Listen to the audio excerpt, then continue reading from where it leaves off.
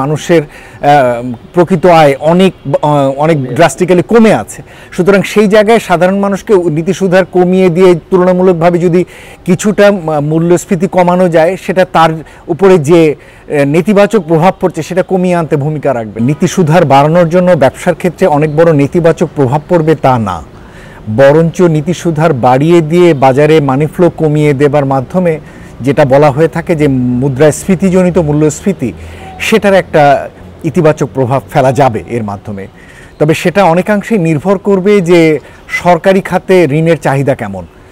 ইতিপূর্বেও দেখা গিয়েছে যে নীতি সুদ হার বাড়িয়ে খুব বেশি ফল পাওয়া যায়নি। তার একটা বড় কারণ হলো বেসরকারি খাতে হয়তো মানি ফ্লো কমিয়ে দেওয়া যায়, কিন্তু সরকারের কাছে যেহেতু এই স্বাধীনতাটি থাকে কেন্দ্রীয় ব্যাংকের কাছ থেকে অর্থ নেবার, তো সেই স্বাধীনতাটি এই সময়কালেও যদি সরকার নীতিগতভাবে মেনে নেন, তাহলে আমার মনে হয় যে সেটা মুদ্রাস্ফীতি আক্ষরিক অর্থে হয়তো কমিয়ে মূল্যস্ফীতিতে কমিয়ে আনতে ভূমিকা রাখতে পারবে।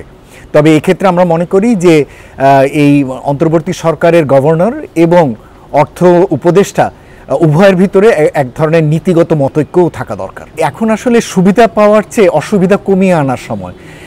বাংলাদেশে এই মুহূর্তে মূল্যস্ফীতি 2 অঙ্কের ঘরে, প্রায় 11.5%। এটা এই যে মাস চলছে আগস্ট মাস, সেটাতে আরও বেড়ে যাবার আশঙ্কা রয়েছে।